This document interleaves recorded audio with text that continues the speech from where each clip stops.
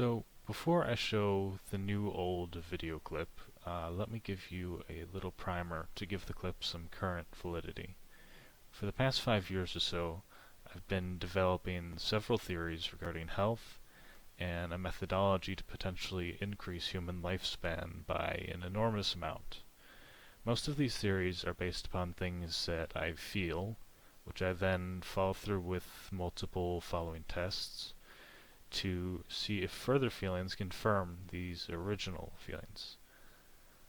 After a while, I've gotten pretty good at detecting what's what and have been able to use this sense to move forward an entirely new health theory that has enormously improved my life. I've also spent a great deal of time developing my own spiritual faculties in ways which the world is not privy to yet, which I have used in conjunction to my health theories to create a unified lifestyle that I feel makes me entirely happy and suits who I am. In addition to that, I have previously, in my old account, posted multiple political theories that, if understood properly, could introduce sweeping reform, most notably ending the 40-hour work week through methods such as robotics, eliminating useless jobs like advertising, and making it so that unemployment rates are a signifier not of a problem within society, but rather of a reduced demand, which is in fact a solution because it means less work for everyone.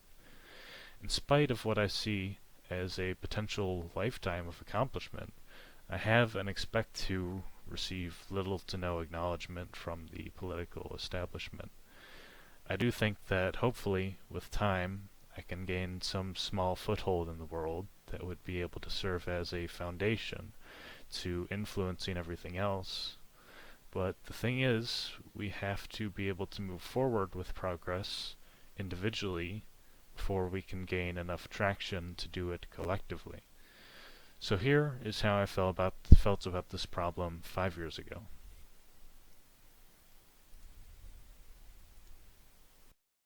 You see, it's not always about trying to save everyone. See, when we try to do that, we are ultimately cutting ourselves off, in the sense that we're not allowing ourselves to really think about the issue here.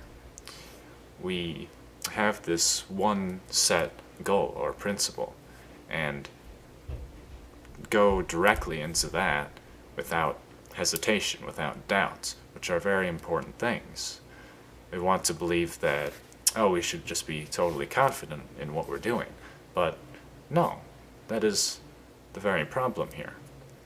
If you become dogmatic about anything, whether it's drug abuse, whether it's about your beliefs on the economy, you create a situation where everyone else, inevitably, when you take the belief to its end, its extreme point, everyone has to conform to it. Because belief is not something you hold merely for yourself.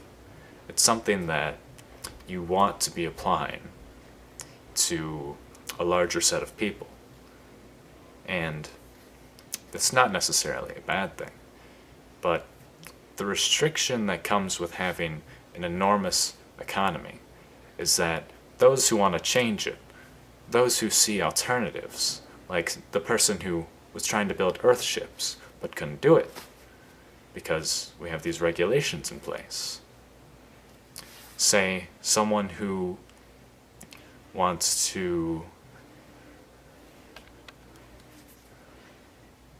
have pasteurized milk, or rather unpasteurized milk, whatever it is you want, that should be your decision.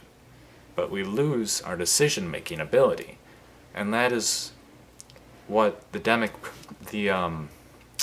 process of democracy should be promoting, is everyone having a valid opinion. Now, it's not to say that, as I was saying before, you don't try to impose your beliefs, but recognize other people's opinions and recognize where you inevitably do deviate.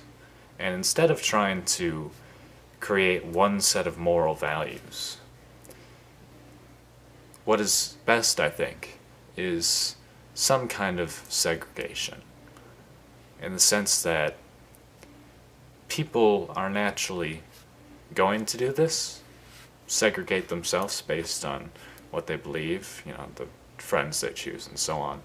But in the sense that we have an economy, we want to believe that the economy is purely autonomous, as if it is this singular entity. So we have a debt clock, and that applies to everyone in the states. But really, whose debt is that?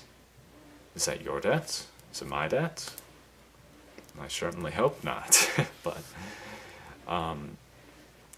it implies that whatever values we have, whatever debt we have, we're going to put that onto our children, whether they like it or not.